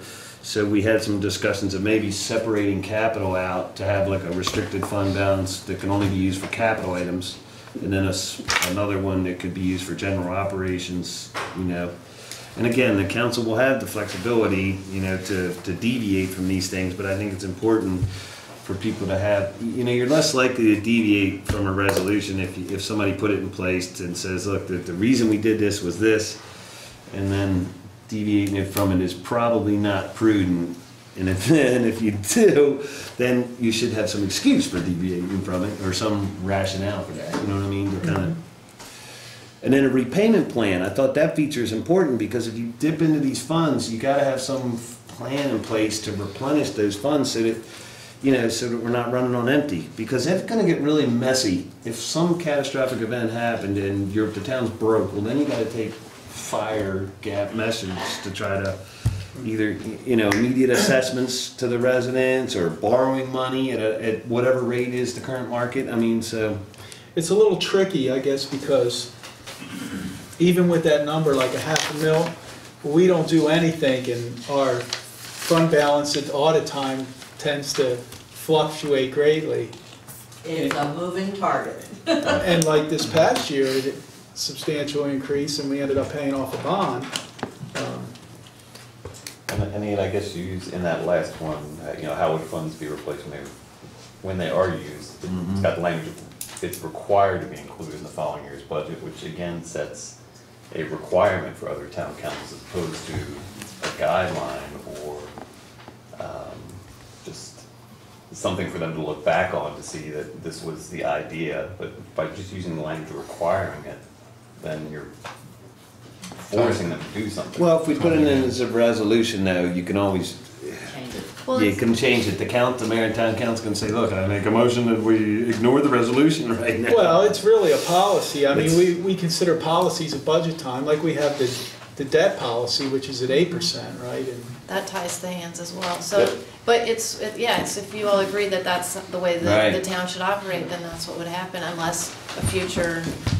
I guess I assume that when we were deciding the final budget numbers, that's when, you know, if there was council members who were like, hey, this is our policy, we should do this, it would affect the voting on the budget. Yeah, and I think that probably would. I think it's important though to have a policy, some sort of policy that makes good financial sense in place, and then, you know, that's what we gotta figure out, is what is the formula that you guys feel comfortable with that protects the town's budget, but at the same time gives the council the flexibility to properly operate and use the funds, you know, if needed. I mean, we're not trying to seal these funds off from ever being used, but at the same time, I think it's prudent to say, hey, if you're going below this, you're getting into an area where you ought to be looking at how are you gonna properly fund the town. And like $500,000, I mean, I think that might be a little high, but because we've operated for many years below that number, so. Well, yeah, so on the last handout, I promised to, well, I don't promise, but I think that I'm gonna refer to is the review of fund balance and total budgets. Right. So you can see our history of what,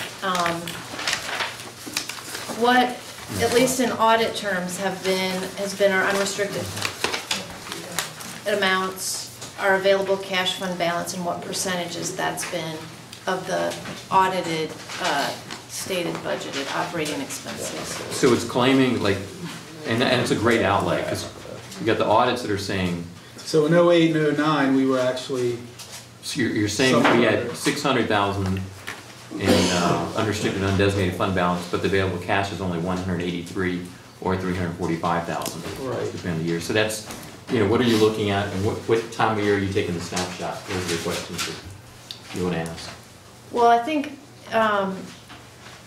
that's true, but it's really, we're talking about the cash fund You want the balance, cash fund? not the Okay. undesignated, unrestricted.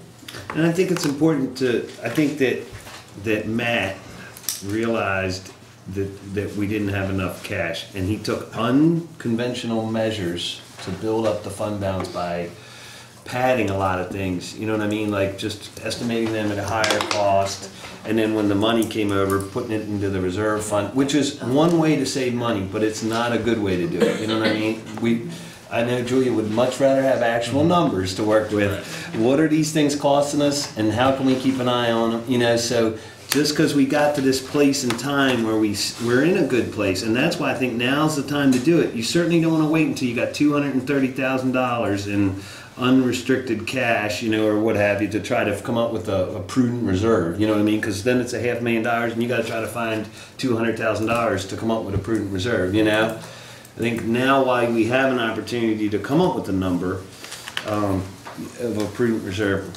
So yeah, that's why I want to I was just gonna comment that, adding on to what you said about building up the reserve, I know that in the budgets that I've worked with, at budget committee time, it's always put in there, put in about $20,000 into the fund balance, and that's the first thing that gets. And we had that conversation earlier. I said every time we try to put money in to build up the reserves, it's the first thing cut, because it's, hey, you don't have to do that. Because then you can take it out of reserves anyway. Right. That's why Matt did it covertly. Yes, he covertly was saving, which, hey, it worked. It got us to this point we are now, but it's not the right way to do it. Well, the other thing to keep in mind, the last year or so, we have been more prudent, more realistic with the numbers, but we've had excess because of staffing issues. Yeah. And that's not something hopefully that we will bank on and count on in the future. So hopefully we'll have full staffing, and then these numbers, we'll have to really keep an eye on how much reserve we have, and not expect to have an extra 200,000 coming out of the surplus from the previous year. Right. And as a fiscal conservative, I think it should be attractive to you, because it really makes you keep an eye on the numbers. I'm just saying. Are you suggesting 17%, or do you want a hard number? Well, and I don't know that we've come up with that yet. We were talking. Yeah, I mean, I think the idea tonight was to get some input from you all as the range of what's acceptable. What, maybe there's a minimum that you all can agree to, but we may not quite have the number yet. And I mean, the other idea was, because a lot of times the reserve is used to fund capital projects, it might be better to separate the issues out so that there is money for capital projects that is funded, because we already have in the budget money for capital outlays. So we would just refund the reserve with what we would already have budgeted. And the cash, the undesignated reserve would be a whole separate animal, and that would have more clear You need something that's generally not touched year after year, maybe doesn't grow or shrink, and you want to separate the money we have now into another account for capital outlays. That was an idea that came up. That was a good idea. Recently. And if you like it, I'll let you know who suggested it. If you don't, I'll claim it as my own. I guess in a way I like it, but in a sense that if we make the number we're required to keep in reserve lower, then that extra money, we'll spend it. Whereas we've been kind of very conservative about spending reserve now, because we're all viewing it as this lump we don't want to spend. Well, what you have to keep in mind also is, since we're not, at least so far, we've been able the last couple of years not borrow any additional money. When we have to make major purchases like trash trucks and police vehicles and so on, we have to pay cash with that. Right. And we don't have enough money in our operating budget to cover that, so we have to take it out of reserve. So I guess what you're talking about is make sure we have enough for the rainy day fund, and then make sure we have the additional money set aside to cover our normal capital outlays. And that's why it's very important to have an accurate 5-year plan, CIP plan, to know how much we're going to need next year, 2 years, 3 years down the road, instead of having just a wish list as a CIP. If you were to set aside a capital project or capital reserve fund into a separate bank account, it would become designated funds then. and it wouldn't be part of your available cash balance, Right. okay? It So would be you're right. designated just like the Gatehouse Museum has got a reserve account. Right, And so so you our, would probably not spend it on non-capital Operating things. expenses, and that's probably the intent. We could make our operating reserve fund smaller, though, is my thought, if we did both. You know, we wouldn't need $500,000 in the saving side if we're gonna do capital too. You know, if, let's say we had 200,000 in capital and then 350 reserve in the operating, is kind of, you know what I mean, then you're at the same number, but you're not. see, because we have almost 600,000 in there now, but see, we try not to spend that. Right. Because we view that as reserve. I guess I'm afraid if we made, like, say we were gonna designate 400,000 and say, that's money we're not gonna touch or whatever. Then with the rest of it, we would pull out. I'm not sure if it would just be spent Capital- quickly because on capital outlay. Capital's where all our money goes anyway, right? I mean, like, Well, primarily, yeah. the big stuff. Right. Yep, and we need to call But it. it also kind Okay, of defines what you're Right. thinking that the available cash fund balance could be used for. Because if you've already got a separate capital fund, you wouldn't necessarily be thinking of this as capital items. You'd be thinking of that as unexpected Rainy day. operational. Well, I think what would be nice in my mind, and correct me if I'm wrong, I mean, I don't know, what I'm thinking is let's say we get a road, we got a certain amount of money, let's say it's 180,000, we can only come up with 150, well, we could take 30 out of that capital rainy day fund with some plan to maybe get that back in there. I don't, you know, would that happen? Like how we gonna, you know, roads is what's always in the back of my mind, as y'all know, because they're so expensive. I mean, there's just no way to Band-Aid that big dollar cost, because next year there's another one. I mean, like, you can't keep deferring it, you know, you're like, well, we'll just put that off till next year, but then that one next year is another 70, and then all of a sudden you just keep getting behind. Because a percentage of our operating revenues are already come out for capital Right. improvements. And I don't know what that percentage is now or what it's been averaging, but. I don't either, but that would be what would be used to replenish the reserve. So Right. you'd spend it, Well, then so we could do replenish it, that. spend it, replenish it. Do we have any other towns that have good policies that you found? Well, yeah, I mean, I found Frederick's, man. I like that one. He got Frederick's. I was just gonna cross that out and change it and put our name on it. But I liked all their provisions, you know, they were all, and they just did it as a resolution, you know what I mean? And it has a plan to put money back in. It has a plan when you're, some of these don't apply to us because they're a much bigger municipality, but, I thought they had some really good policies. But I think Dawn really wanted to find out what our intent was, and then maybe find out how we could slim this down a little bit, because we probably don't need all of these things in here, so. Yeah, a lot of towns have good policies, but it's based on what they need, so Right. we need to figure out what Right. we need. Well, I don't think we're- Under number 2, you have caution about using percentages. Do Yeah. you know what that was? I think we've already talked about that. Depending on what we include in the budget, the percentage could mean a different thing. Right, if we got more stable and pulled those big projects out, then then a percentage would be safer, I suppose. Right, well, Because year to year, if you're growing tremendously, that's when a percentage may become more important, because let's say Warfield gets fully developed, and then let's say Raincliffe's all done, then your budget becomes $5 million, and now you only got a $500,000, it might not be enough money. I wouldn't set an absolute amount personally, Well, because the okay. budget can It can vary. fluctuate, I absolutely. mean, we've been pretty stable for the past few years, but we could see a jump. That's a huge Or we could see a concern, but decline, God we forbid. kind of know what our growth is coming up, and at that point, they could always adjust the amount, I think. Yeah. Well, and it could be a combination, a minimum of this absolute amount and/or this percentage, whichever is. Al, did you have a comment? What I was gonna suggest, and I agree with everything that's been said here, and that when I first came on some years back, Matt and I had numerous lively discussions about why capital was included in with the operating costs, and I didn't see that, because coming from private industry, the way we run our budget, it's completely separate, and it's based on revenue, it's a percentage of revenue. But there are other different reasons that the municipality doesn't deal with. On the other hand, a reserve fund, I don't know if you look at, if your costs, and none of the budgets I've ever seen had costs labeled as fixed, variable, and semi-variable.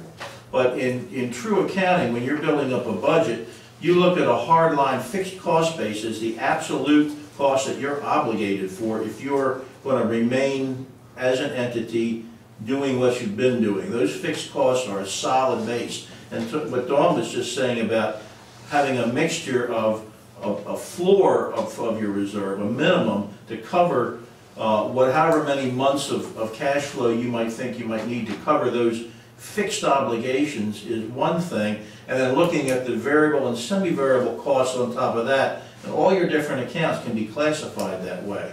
There are many guidelines on how to do that. The variable costs are probably the most discretionary costs, the ones that, as a council, I think you try to control, and Julia looks at, where you try to really fine-tune outlay for things that you have some control over, even those from one year to the next. So in building up a reserve, you could do it through various components, and that's, I think you're onto the right track. We're going to talk about keeping the capital separate, identifying the true operating cost of the town, and then looking at that operating cost and building up a reserve from a ground up to a bottom up build instead of the percentages. That's what I'm hearing is there seems to be some consensus that you don't want to do the percentage based. Looking at your given obligations, establish a good floor of reserve to cover those fixed costs, however long you think you'll need to cover them in a rainy day, and then going up from there and adding on to that reserve to cover the variability that you'll see from year to year. And that's just what I wanted to say. That is a good approach, and I think it's going to be a win for the town if you do that. So how do you think we could do that? Is there a way to come up with a formula where we could kind of do like a floor with the percentage? I mean, like... I was thinking like, approximately 17, not to be less than 12. I mean, that's just coming off the top of my head. And that's close to the initial one that they had in there, I think, one of the proposals. But should we establish a floor like Al said? I mean, that does kind of make sense. Maybe how do you combine that, like to come up with like what you were saying, you suggested maybe, or a hybrid? Don's like, I'm just. What are you talking about? Well, no, I'm just curious if Al speaks for us all, or if there's a range of ideas in people's heads. Yeah. What do you guys feel about that? What's your guys' thoughts on that? In part, this has been a moving target. I've been on 6 years now. We had no reserves initially. We had maybe $100,000 or whatever. Right. Now we built it up nicely because that's something that we all knew was important, and we saw it with the economic downturn in 2008. So, what's the point of having the reserve? Is it when the state, okay, now they give back some more highway funds? Well, they cut that all out. So you know what? And maybe the county says, we're having a bad year, we can't give you some money. So then, what do? So or if there's a huge disaster, and we have no income coming in. But that's why you have the reserves. Right. So that's the point. To protect that money. To carry on your obligations. Well, we've combined the budget and CIP committees into one, and so that's, are we going to separate them out again? So that's, what are we going to say? Well, your question is that, so that's question number 3, and it is actually a good one. What do we have a reserve for? And so that needs some further clarification because that also determines the amount. And some places have reserve for very limited purposes in terms of so revenue stabilization is one. So if you have your adopted budget and then in the next year your revenue is like 15% lower, then you can draw on your reserve. But in general, it shouldn't be relied on to balance the budget because it will get you through that year, but then the next year you're not, you're still going to have a problem. And that was part of my main intent for that, because that's what will happen is you try to balance the budget, a couple of years, and then you're in the pit again, and then and then you could just theoretically leave that for somebody else to deal with. I mean, that could get messy. You know what I mean? And just to give some guidance, and I think to have the money saved or protected a little bit. I mean, it's still kind of vague. The council could still spend it with the resolution, but... One more comment. If you establish the capital reserve account, your percentage that you would need for your cash available balance minimum might be less than... Right, exactly. That's what I was thinking. Yeah. Because if you say 17% right now, that's at like $500,000, but then we were going to separate those accounts out. Right. Then we'd be like 8-10% or something. I'm okay with that, like doing it that way, like it could be less. I don't, you know what I mean? The intent, I think, is to have about $500,000 total. If we do 200 in capital and 350 or something like that, in my mind, and these are just my mind numbers, you know, you guys can come up with something else. That's just what I've thought, just based on the fact that that's what they recommend, 2 months of operating capital. Like, what happens if something happened and all your money's gone and you need to run the debt? I mean, Is 17% 2 months? it's approximately that, yeah, I think it's about 450,000 is what it comes out. Or 3 million, divide that. Right, because I mean, I think really what we need to look at is for the operating expenses, timeline, how long do we want to be able to operate on our expenses, I mean, on our reserves? Okay.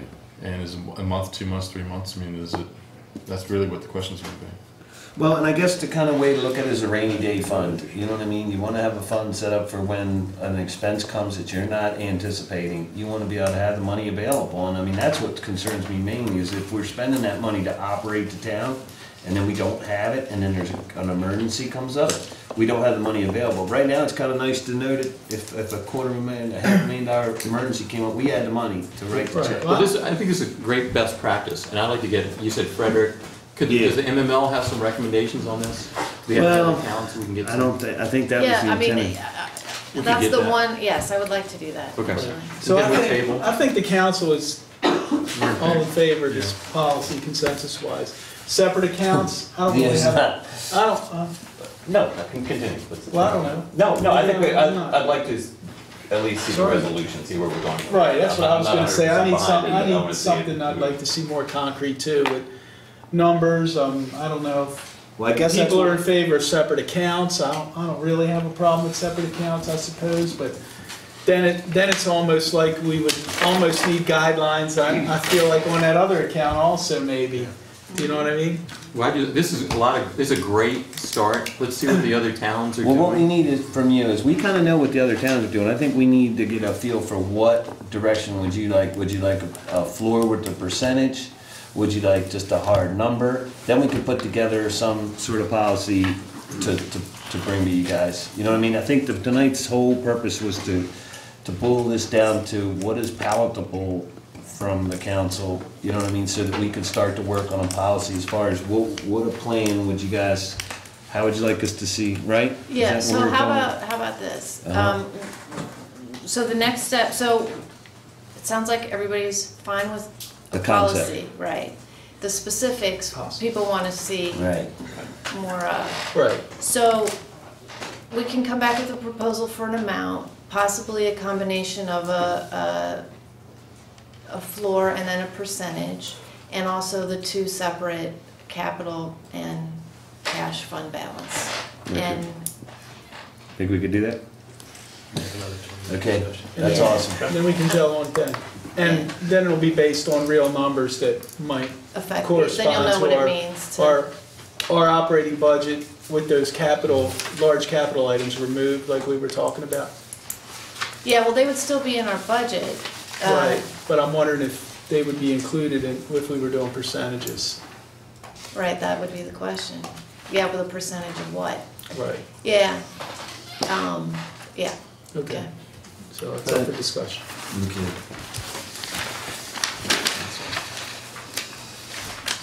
So when do you think we might be able to do that? You knew that was my next question. She's going away, she's on vacation. I know, you're going away. Well, maybe the retreat. That's something to We discuss. have not one next meeting, the meeting in after. 2 weeks, Yeah. of which I'm not gonna have a lot of time, and then we have the retreat right after that, the weekend after. So do it not next meeting, the Good retreat, but yeah, March 2nd. Yeah, it might be. Yeah. Spend Everything's- more time. Everything's a good retreat, I would imagine. thank you for everything, good retreat.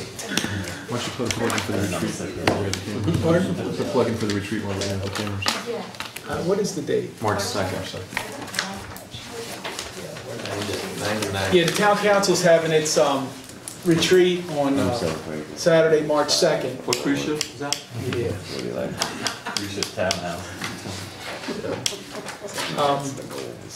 92 acres. Well, we don't have an agenda for that yet anyway, right? But we've been throwing things out there that we would like on there, so I assume we'll be seeing that soon, so. I have 9 to 3, but 9 to 2 sounds better. The last item, and I don't know where Frank's going with this, but you said something about sidewalks. No, I did. I know that's something that we've tabled for a long time. I think we need to get it back in discussion. We don't need to talk about it a lot tonight. Are you talking about like funding of? I think we need to make a decision how that's going to happen for the town. Exactly. So we've right now we tabled it. Do we, do each of the property owners have to? Well, actually, what had happened was the proposal was voted on, and it was 3 to 3 split, so it was not approved. So we had no. And then we had some council changes since that time. Right. So we decided, but no decision came out of that Correct. ordinance that wasn't approved, so we need to. Something for future. Well, I mean. That would be a great retreat item. Or that would be, add that onto the referendum question. We have an election coming up. Maybe turn to the people and see how. That was my other. We don't have to decide tonight, but that's something I want to get the juices flowing and the thoughts going. I agree. We need to make a decision, so council should be thinking about that. Dick, do you have a comment? Well, just on the referendum question, the important thing is the referendum question. If the town isn't fully informed of the whole background of what's coming up, the question itself is you're going to make an uninformed decision. So I mean, a little flyer or web notice or something that says, here's what we're talking about. Well, it's difficult to word referendum questions like that because they can get, you have to make sure you include the whole story. Right. What are the alternatives if the town has to pay for this thing, You just don't want to say, do you want the town to pay for it or do you want to pay for it? Oh, I'm not coming down on either side. I'm just saying, here's the problem. Here's the question. It's an easy one. Right, and then, but it's, I know Matt was a little leery sometimes about taking a lot of things to referendum, because he used to always say, well, we are a representative form of government, and you elect these people to represent you, and if you don't like the way you're being represented, then you vote for new people, but it might be a big enough. Whenever you have a chance to vote for not paying for something, you're gonna vote for not paying for something. I mean, I think they don't like to put budget things out to the voters. Actually, I don't even think you're supposed to, right? Right, but this is really going to be a tax. I mean, town residents are going to pay for it one way or the other. But that's what I'm saying. Revenue items typically you don't put them out like that because of the fact that, hey, if I have the chance not to pay for something, I'm not paying. Mm-hmm. But so you hate to put that out like that because then people will say, oh, well, no pay check. You know what I mean? Which makes good. But somehow or another, these sidewalk. But you're right. It could be a tax issue. It's absolutely going to be a revenue issue. I mean, so that money's going to come from somewhere. Right. But then I consider it to be, and that's probably one of the thing is I consider it to be like a capital project. Well, it's something that everybody uses. So if you don't have a sidewalk, I use the sidewalks of everybody's sidewalks. So then, then it becomes, if I fix my sidewalk, I don't want you walking on my sidewalk. I mean, it's my sidewalk. You can sidestep all this just by putting it in the budget. Right? Contingency. Well, see, you should have some savings. What's the issue with the sidewalks? Is it they're broken, or are they high, or are they low? No, the issue is that we have miles and miles of sidewalks that are getting to the point where a lot of them need repair, and it's never really been considered as part of our budget. So if we have to start allocating millions of dollars for the town to start repairing sidewalks, it would affect our budget substantially, and a lot of counties and other areas, your adjacent sidewalks are handled by property owners, which was an ordinance, which was part of the ordinance that we had considered in the past, that homeowners would be responsible for the maintenance of their sidewalks that were adjacent to their properties. So, but then, of course, you shifted the cost to the homeowner at that point. I got you.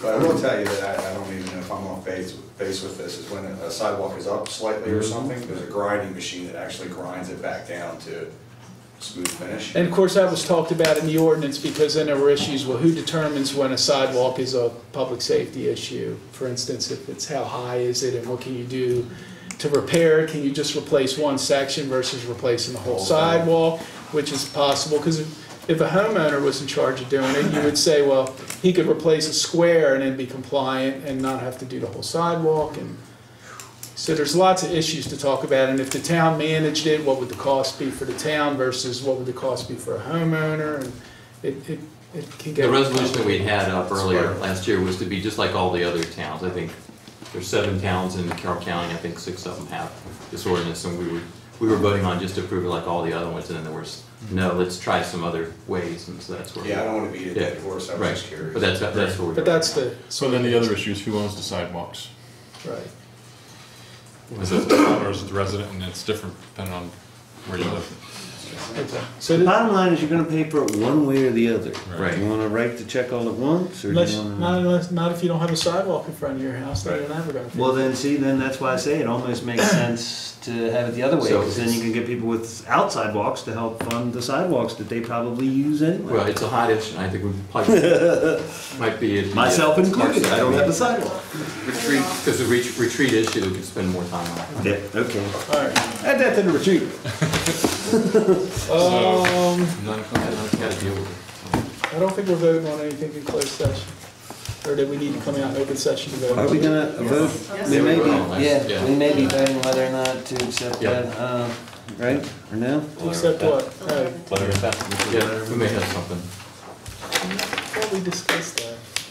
That even if it's approved. No, we that's won't not- have anything in the open session. No, that's what I thought we said. Okay. That was it, right? That's why you're here, making the big ones. I did that. All right. I'd like to talk about something in closed session if you guys don't mind. Is that possible? Or do I have to come back? No, it just depends on. On what it is, if it's legitimate to be talked about in closed session. I was here in closed session a year and a half ago, and we talked about it, I'm back again about the stinky track drainage on my yard.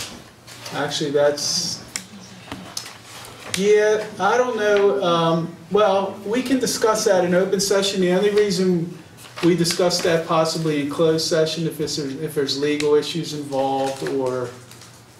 It doesn't matter, maybe we can do it in open session, I don't care, I thought I'd give it the advantage maybe to the town to just do it one more time in closed session, just to see where, I haven't heard anything, so I don't know what's going on. Okay, so is there something you want to propose or request or? Well, no, I just keep having more damage to my property in my backyard from the drainage, it's just overwhelming. The drainage pit that the town has out back of my house has been cleaned out twice in 1 year, and it's never been cleaned out in 8. That's how much water volume has come from the improvements from Brown and whatever the street was. And my neighbor got, what do you call it, riprap put in his yard. I have yet to hear anything from the town. And I have a culvert that's now this deep from the floor. It's almost 4 feet deep where it was no feet deep 3 years ago. So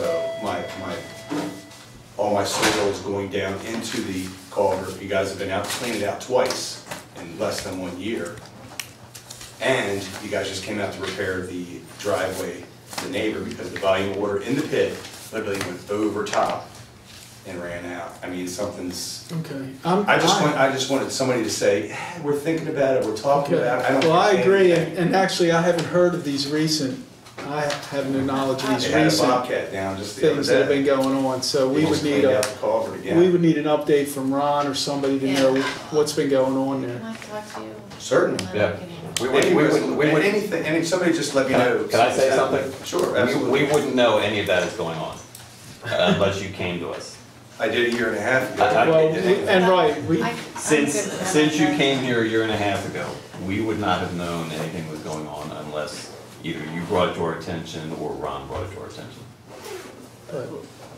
I think what he's trying to say is I would be a more appropriate person to start with to talk to. All right. And then, to get something rolling again, if something should be rolling. Yeah, I just want Because something it's, feasible I for agree what everybody. you're saying. It seemed like it's been a dead issue for a while now, and I don't know what work has gone on since we took that tour last time, and Nothing. and then, I know we were trying to get some resolutions at the state level to try and do something with our storm drains to try and help with that problem, but I don't think that that's actually gone anywhere at this point. we actually, it has, It was put on the state agenda when Susan Krebs, our delegate, supported. Because- this is not the Springfield.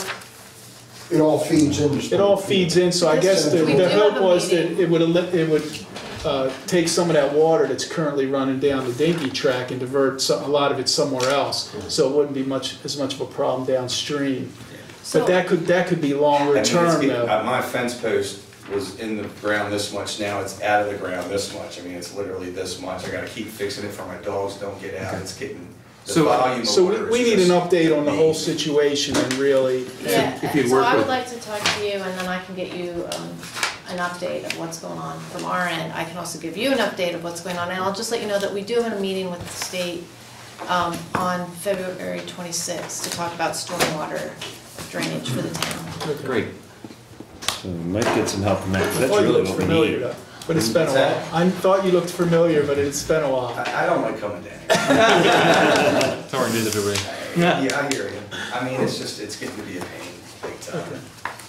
All right. You know, some rip Well, yeah, you're gonna let us know. Drop the dump truck off, I'll put it down myself. I We'll mean, talk to, yeah. But I'm not an engineer, I'm not guaranteeing that's gonna solve the problem, I just don't know. Okay. All right, then. You can take that offline. Matt.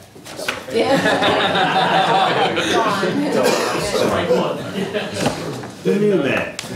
Then with that, I'm gonna make a motion to adjourn, recess. Second. All those in favor? Aye. Recess, 5 minutes.